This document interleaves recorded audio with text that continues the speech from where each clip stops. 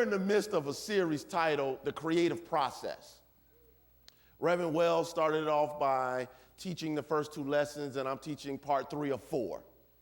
And this lesson is based upon the first chapter of Genesis, but looking at it from a different angle. Now, we know that you can go beyond the surface literal interpretation of Scripture, right? And look for the spiritual symbolism that is in the words, proper names, places and things, numbers, all different type of things. So what we're doing is looking at the first chapter of Genesis as a formula. Say formula. A formula that shows you how to get your good into your life. Looking at it as 7 success attitudes to getting my good.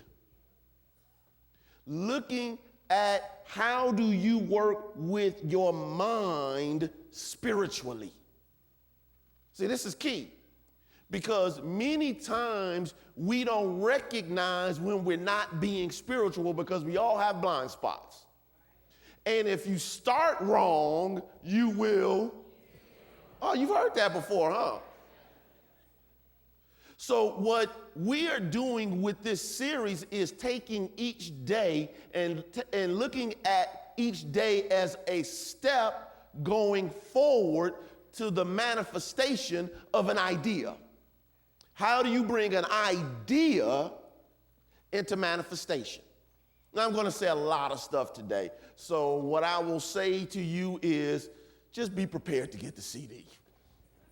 So we can just get that out the way. See, what Genesis is teaching us is that there is a spiritual reality that transcends our current understanding. Proper thinking in the mental realm brings the spiritual into manifestation. See, how does God show up into your life? God shows up in your life through you, through other individuals. But if you are not in alignment, if you are not in the consciousness that you need to be in, am I a little loud? Okay, all right, just want to make sure. If we're not in the consciousness that is in alignment with the truth, what ends up happening is the thinking process can be adulterated. And if we're thinking any kind of thing, we will produce any kind of thing. See, many times we don't realize that it's not just me, you, we that are thinking, but as we think, we create a mental atmosphere that produces manifestations. Right now, the country is dealing with a candidate, without getting political, that's a manifestation of a collective consciousness. That didn't happen by what? By accident. It is the manifestation of a collective consciousness that is showing results, that is bearing its own fruit. So what we're saying is this: if you start with God, if you start with wholeness, if you start seeking God's will, if you seek to work with God's ideas, and then you work through the process, the only thing that can come out of that process is that which is consistent with God, good. I want you to get that. If you start with God. So this story in the first chapter of Genesis is an allegory. Let me just get that out of the way. Because, sometimes people go to church and we really try to, as Reverend Tumpkin used to say, tell people to take their brains out and put them in the trunk and then go into church and be told anything. So I'm not telling you to say, okay, 6,000 years ago, God created the world in 7 days. It's a metaphor, it's a symbol, it's an allegory, a story told in symbol to depict the spiritual truth. And if we can get the symbology, we can learn how to produce the good that we desire in our lives. Now, Just a quick recap. In the first verse of the first chapter, I'm reading from the New Revised Standard Version. It reads, "In the beginning, when God created the heavens and the earth was a formless void, and darkness covered the face of the deep, while a wind," or some translations say spirit, "from God or of God swept over the face of the waters." Now, the first thing we have to do when we start with our thinking is start with God. Where's my attention? On God. Where should my attention be?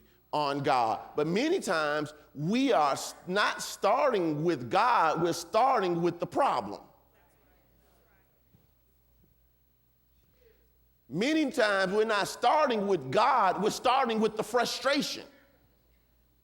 Many times we're not starting with God, we're starting with fear. Many times we're not starting with God, we're starting with anxiety. Many times we're not starting with God, we're starting with doubt.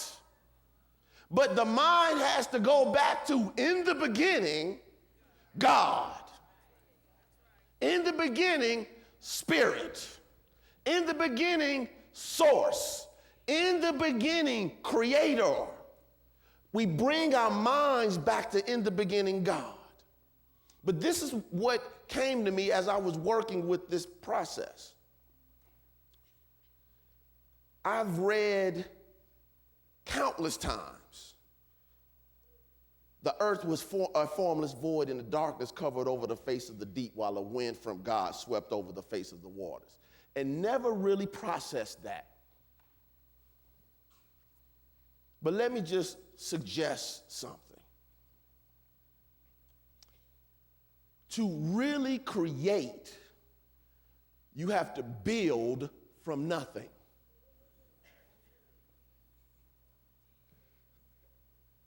Many times we're trying to build something spiritual on something that is erroneous. We're trying to build spiritual consciousness on that which is inconsistent with spirit. So we have to go back to release. We have to go back to letting go. We have to create a void. We have to create a vacuum in consciousness to build from. Are you with me? Are you hearing what I'm saying? We want love, but we won't let go of the old boo. I just want to make it plain.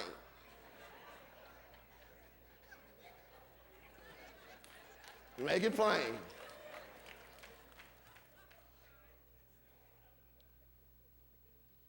We want the new career, but we're afraid to do the things that are necessary and let it go of the things in the past. We want to stay stuck in our stories. What happened to me? What mama did or didn't do? What daddy did or didn't do? I had to climb the rough side of the mountain. All of the things that we start with, we don't start from the place of being void and empty. Like Lot's wife, God tells us not to look back, but we do and we get stuck.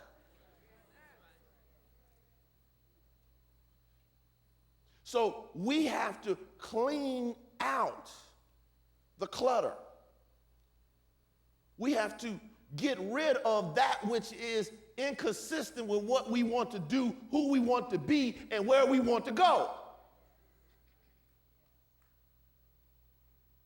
We've told you before in this ministry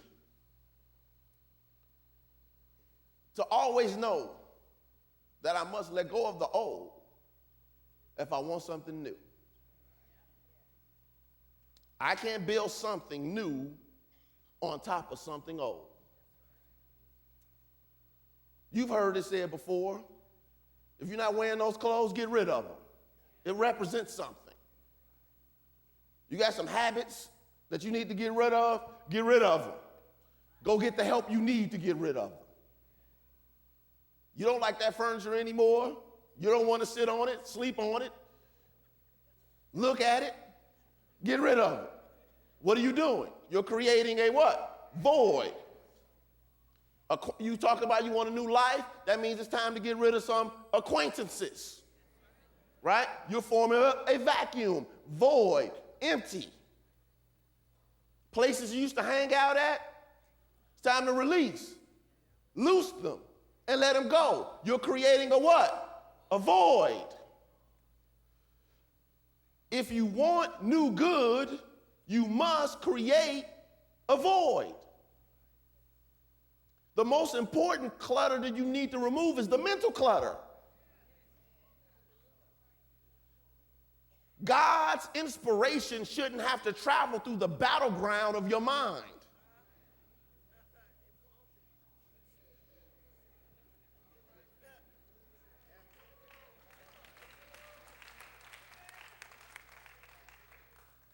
These type of erroneous beliefs, victim stories, and emotional baggage keep us from starting empty.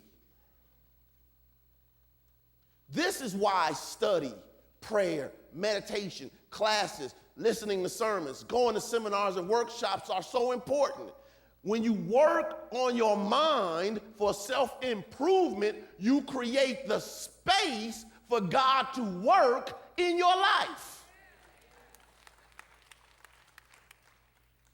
This is why forgiveness is so important. Again, we're still talking about creating the void. Forgiveness is so important. Gerald Jampolsky wrote, and I love this, one of my favorite quotes. He said, forgiveness means letting go. Now, see, it just popped up. Letting go all concerns of a better past. In other words, let go that it should have been any other way than it was. The past can't be any better than it was, it just is.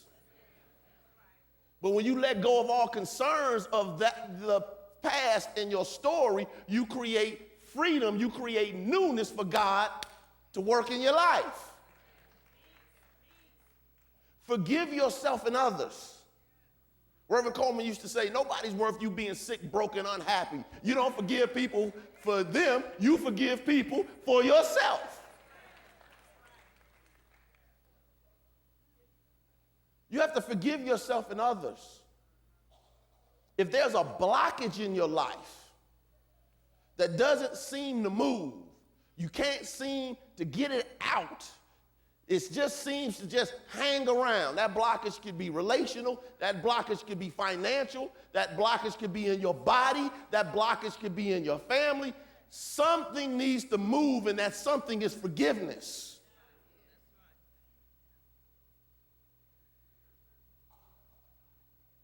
When you don't forgive, it dams up your creativity. So this is why you pray for forgiveness and to forgive, because you are freeing yourself. Again, the earth was a formless void, and darkness covered over the deep. Make a list of the mistakes you've made, then just affirm to yourself after you've made it and look at it. I love and forgive myself. I am free. I love and forgive myself. I am free. Now, why is this important? Because many times we don't even want to face the mistakes that we made, but just get them out of your soul. Look at it, accept it, and then love yourself anyway. Because you can't go back and do anything about it, but you can shift your paradigm, how you look at it, and transform it to go forward.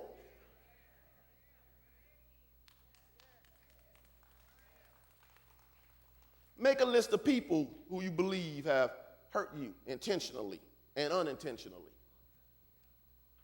And affirm, I love you and forgive you. I am free. Now, you might say, how can I affirm that I love and forgive somebody? Again, you don't forgive them for them. You are forgiving them for who? Right, because no one is worth you being sick, broken, unhappy. We're still working with creating the void. Make a list of family and friends, because sometimes we don't know that we have issues with family. Sometimes it's not something that's real objective. Sometimes it's very subjective. What somebody did or didn't do that we just kind of hold on to. Sometimes we're mad at loved ones because we think that they left us through transition and we still holding on to that energy. How could you leave me, my husband, my wife, my mama, my daddy, my grandmother? Don't they know? But your life is not about their life.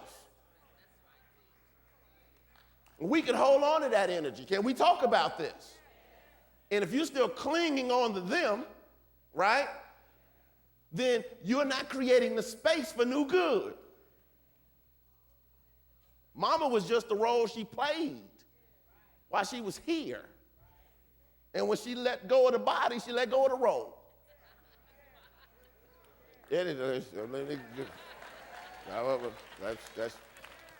I'm just saying. I'm just saying.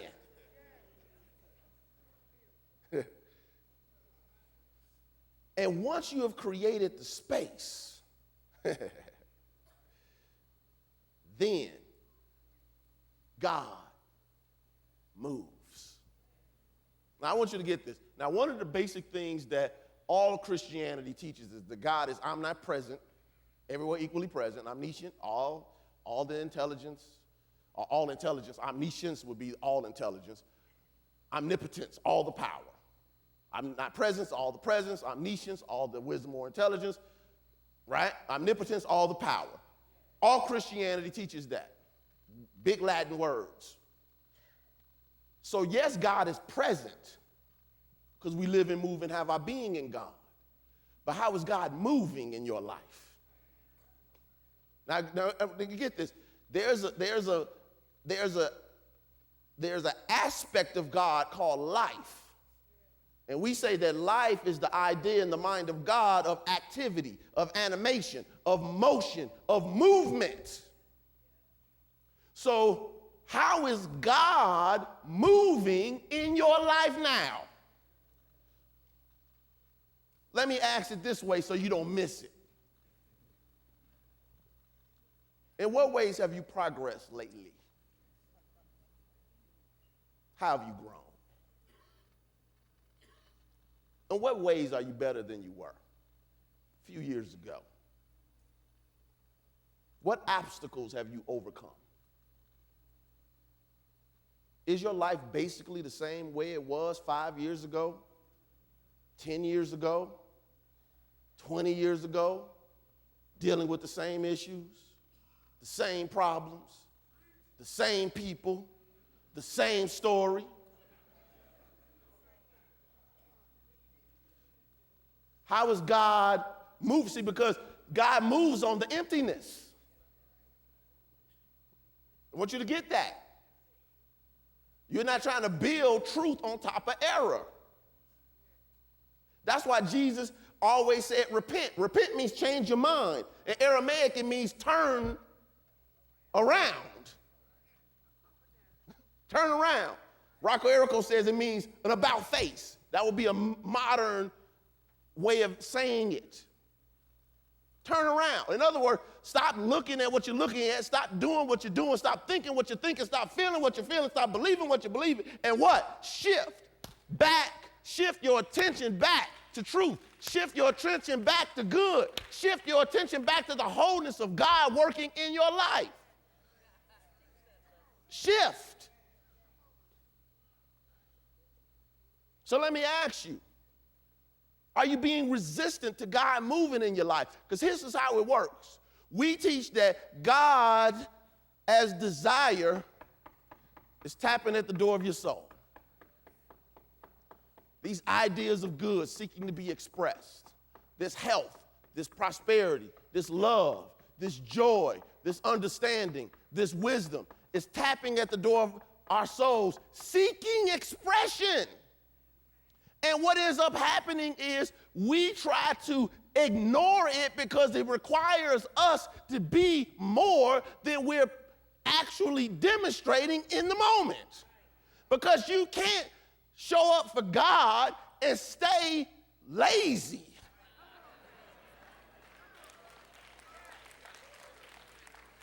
Procrastination and God don't mix. I love you all. You know that, right? I'm just teaching it how it's given.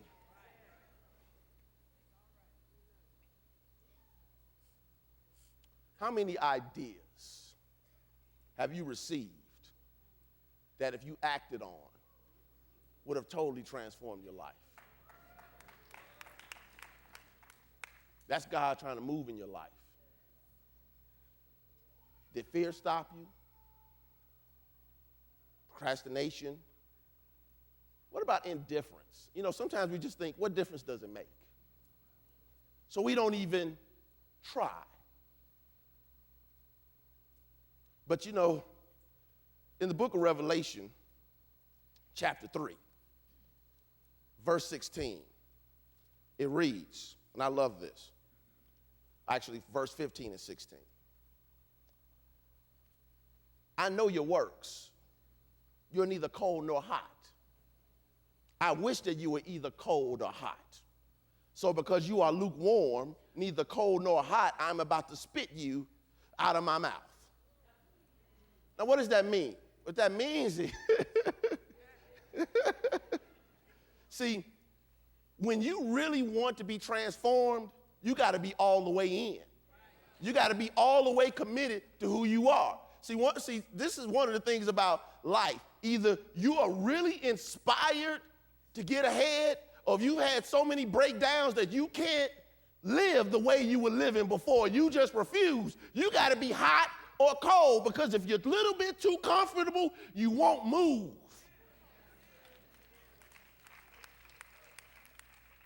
Are you lukewarm today? Lukewarm about your ideas, lukewarm about your dreams, lukewarm about your goals, lukewarm about your health, lukewarm about your relationships, lukewarm about your family, lukewarm. Who drinks lukewarm anything? Somebody at the restaurant, they bring you a lukewarm Coca-Cola, you're going to send it what? Right back. They bring you some lukewarm food, you're going to what? Send it right back. My food needs to be all the way hot or all the way cold. Get it? So now that we know that the process is us working with our minds, now we can deal with the steps. Now, obviously, I'm not going to reteach Reverend Wells' steps. But as you go through the steps, starting with illumination, let there be light. You're asking God for the idea. You're asking God for the inspiration. You're going through the steps till you get to faith. Let there be firmament. Let there be a firm state of mind to separate the possibilities of life. Let there be something firm in your mind to stand on. Let the dry lands come together, the imagination. You have to start to picture the good that you desire. And then you work with the lesser light and the greater light. And that represents the sun and the moon. And we know that the sun has light, but does the moon have light? No, it doesn't. The moon reflects light, which means that your will, meaning your ability to choose, should reflect God's understanding. Then you can get to step 5. Let's pull out the program, your insert. Because we're still using the creative word. And it says that God said, let there be water swarm with swarms of living creatures. Let birds fly above the earth. Now, when you start to teach metaphysics, words mean different things at different times. Sometimes earth in Christian metaphysics and mysticism can represent the physical manifestation. But sometimes it represents the mental coming together of a realization. In other words, before you have it out here, you have to have it in here, right? In the mind and in your heart, right? In this context, Earth is the mental picture that always produces like results. So as you receive it in your mind from spirit, you will then what? Produce after your own kind. Are you getting it? So you start to come together with living creatures, thoughts and ideas of life. Now I want you to imagine something. I'm using my hands just to try to explain it. The way the Genesis story is built upon the concept of 7. Say 7. 7 is the Hebrew number of completion. All right? So you'll see 7 things over and over again. Actually, in the Bible, in the beginning, God created the heavens and the earth. In Hebrew is 7 words, which that's just an extra tidbit. It's that concise. So day 1 is let there be light.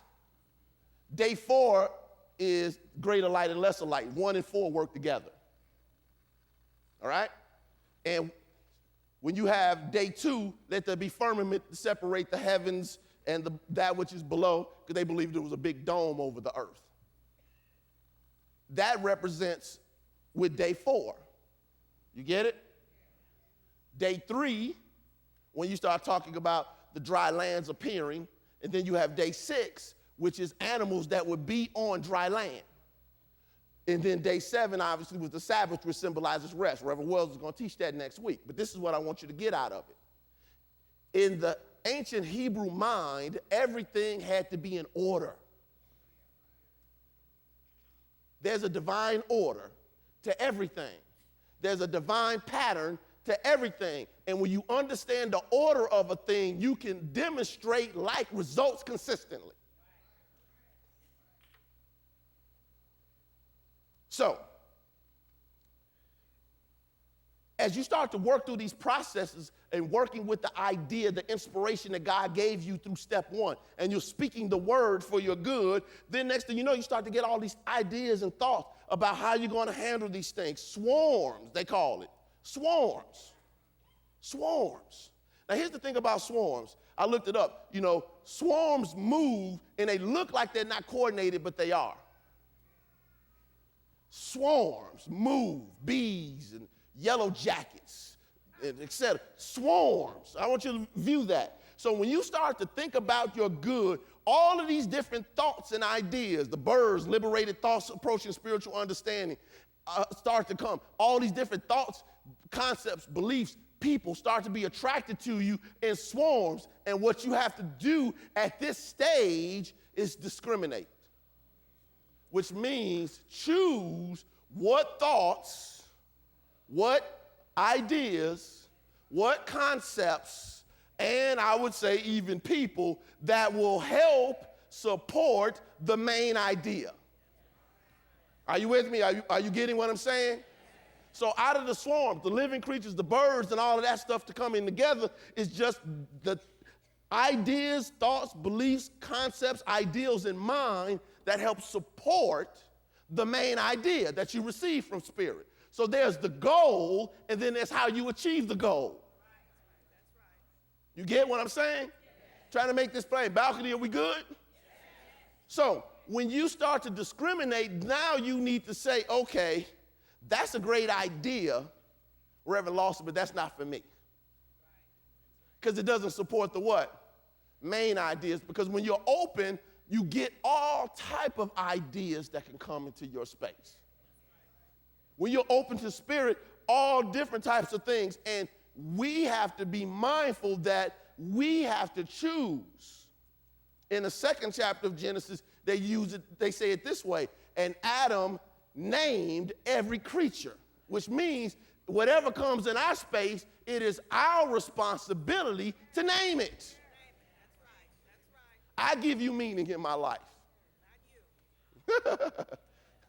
I give everything meaning in my life because I have the power to do that. It was given to me in the beginning. And now we deal with step 6.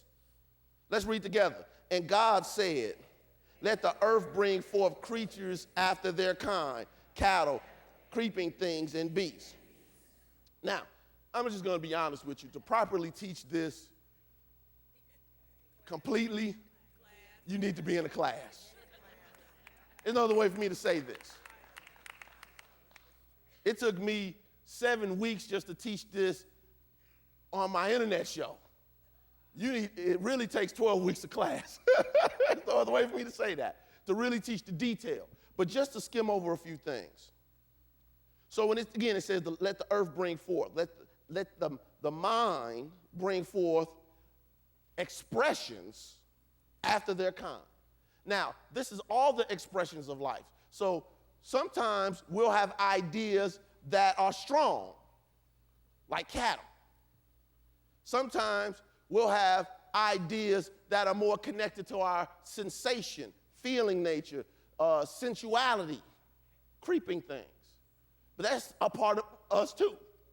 You know, sometimes good Christians don't like to acknowledge that. We have appetites, but you're supposed to have dominion over them. You see the difference? It's okay to have, but you need to be able to discriminate. But you also need to know that if you don't take power over them,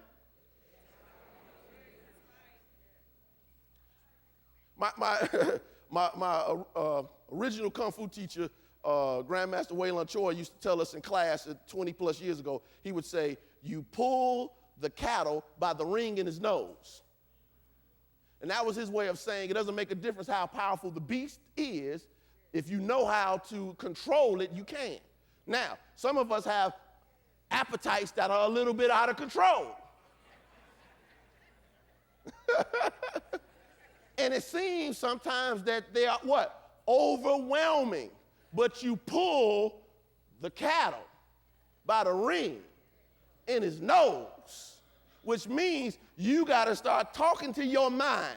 You have to start talking to your body. You have to start affirming the truth of who you are. You have to start denying that anything has power over you. Because if you got to have it and it's not sleep, water, or food, then you might want to what? Reevaluate. I'm talking about the stuff that we got to have, not want to have. I got a couple of other things on the list, but this is church.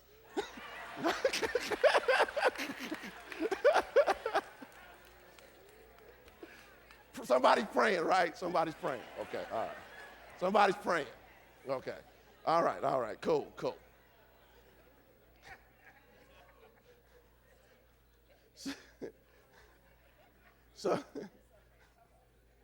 So, as we work with this sixth step, ideas of life are set into activity, which is basically saying that now as we get closer to the end of the process, before we release, let go, and let God, we have to release it in the realization, right? Say realization, that it is already done. See, realization is knowing. See, if I walked up to you and I said, I need somebody to drive my truck over to whatever to get the oil change. Can you drive? And you told me, I think so. I wouldn't give you my keys. But you give them your keys? All right. But if a person knows, right, and they've been licensed to do so, right, and you have comfort in that process, right, then you might what? Give them the keys. Right. Now let's look at life. Consciousness is your diploma.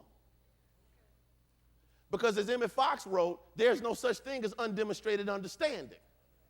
So that what you understand in consciousness, you automatically demonstrate. That's the realization. That's the knowing.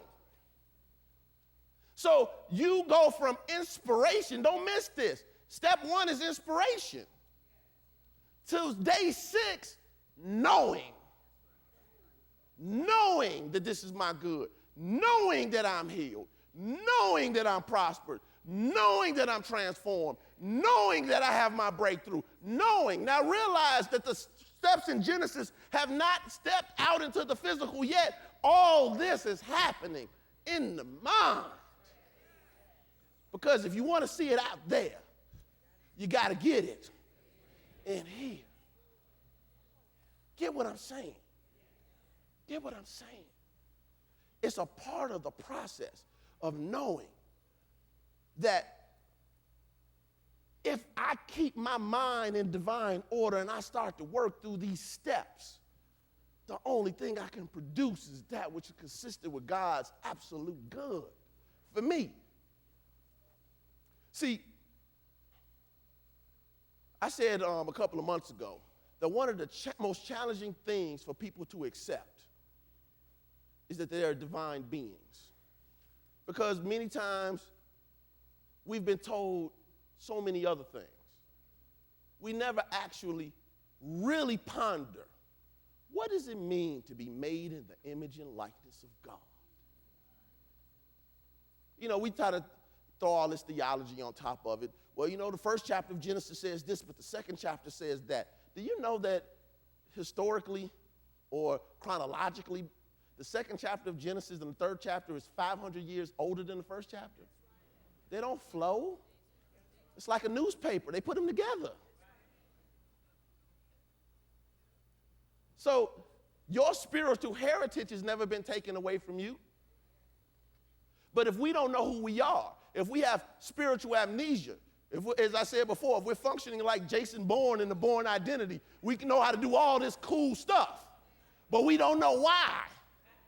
We can't properly and purely demonstrate our potential because we only get glimpses of who we are.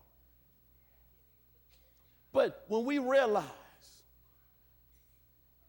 and know who we are, that's the sixth step. I'm not even dealing with it from the creative process standpoint. Sixth step, being created in the image and likeness, is symbolic of God as wisdom and God as love coming together, because it says, and God created humankind, male and female created he them. Which is saying that the attributes of God, the wisdom, the love, the thinking and the feeling, the masculine and the feminine, all come together to produce wholeness. The wholeness that is supposed to have dominion over itself.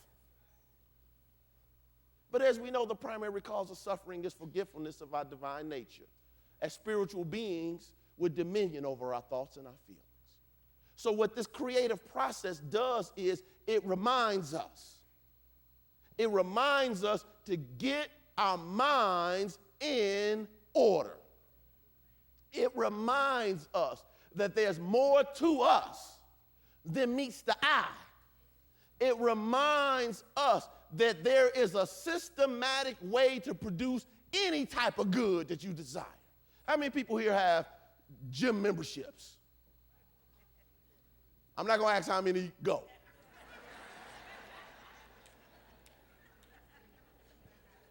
Just who has them.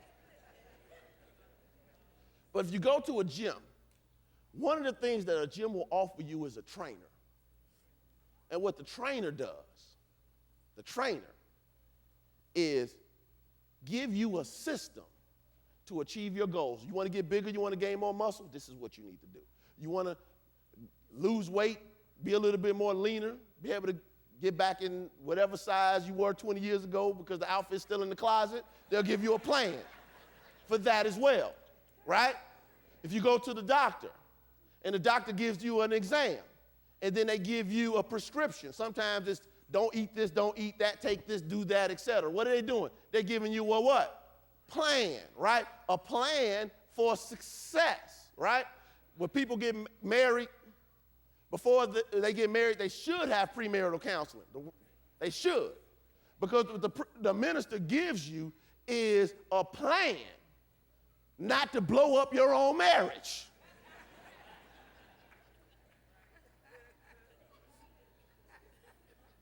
In other words, these are the steps, these are the techniques that are needed for a successful marriage. So the Holy Spirit is giving us techniques in the Bible for those who can see them that will teach us how to reveal, uncover, and express the Spirit of God in us. And when we recognize that when I read every story, I'm reading about myself. I'm reading about some aspect of myself. Then I can get into the book and start looking for the formulas. Because I know if I get it and I practice it, I know the end result will be consistent with the wholeness of God, because God is absolute good in my life all the time, even when I don't know it. So as I surrender to the process and allow the inner teacher to teach me, and you allow the inner teacher to teach you, it will take you well beyond anything that you could have ever imagined. Work the formula. Maintain your focus. Keep your disciplines. Maintain your integrity with the process. And if you do your part, you don't have to worry if God will do God's part. God bless you.